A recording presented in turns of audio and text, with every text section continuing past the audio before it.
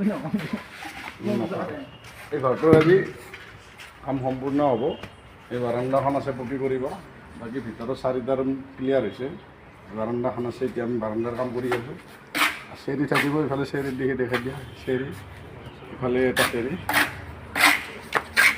আৰু ইমানখিনি কাম হ'লে এই ঘৰটো ক্লিয়াৰ হ'ব। নমস্কাৰ জনাইছোঁ মোৰ অন্য এটা ভিডিঅ'লৈ। আজি এই ঘৰটোৰ কাম সম্পূৰ্ণ হ'বলৈ গৈ আছে। আপোনালোকে ভিডিঅ'টো শেষলৈকে চাব।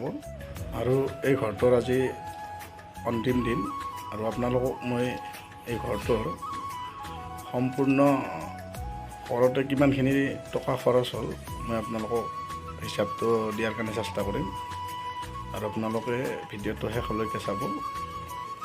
আৰু যিসকলে মোৰ চেনেলটো নতুনকৈ চাই আছে, চেনেলটো ছাবস্ক্ৰাইব কৰি দিব। আৰু মই আগতে আপোনালোকক ঘৰটো দেখাই লৈছোঁ। ঘৰটো 4টা ৰুমৰ, আৰু বাৰান্দাখন 4 ফুট দিছোঁ মই বহলটো।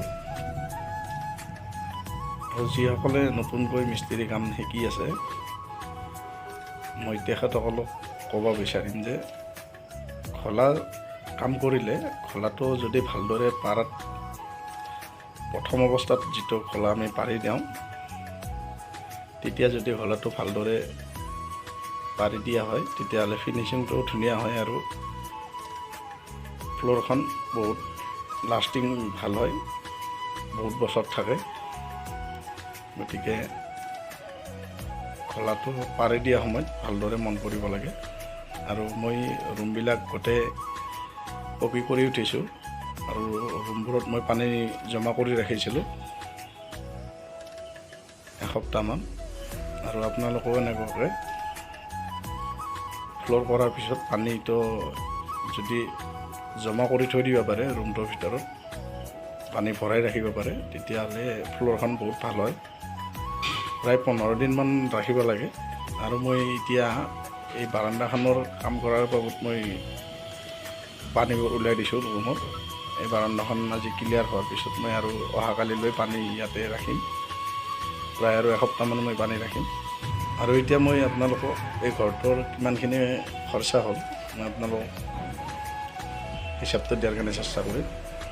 আৰু এই ঘৰটোৰ ওপৰত যিটো টিংপাত লগোৱা হৈছে, এইটো ৰঙিল টিংপাত হয়।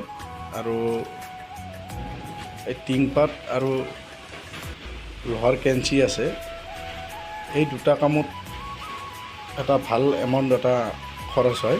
বাকী টোটেল আমাৰ 8.5 পৰা 9 লাখ টকা হ'লে এনেকুৱা এটা ঘৰ বনাব পাৰি। আৰু আমাৰ এই ঘৰটোৰ বাজেটটো সিমানখিনি হৈছে, 8.5 পৰা 9 লাখৰ ভিতৰত হৈছে। 9 লাখৰ ওপৰত যোৱা নাই, অলপ তলতে আছে। আৰু ইমানখিনি টকা আপোনালোকে হাতত ল'লে এনেকুৱা এটা ঘৰ বনাব পাৰে। আৰু আজিৰ ভিডিঅ'ত মোৰ ক'ব লগা ইমানখিনিয়ে। ধন্যবাদ।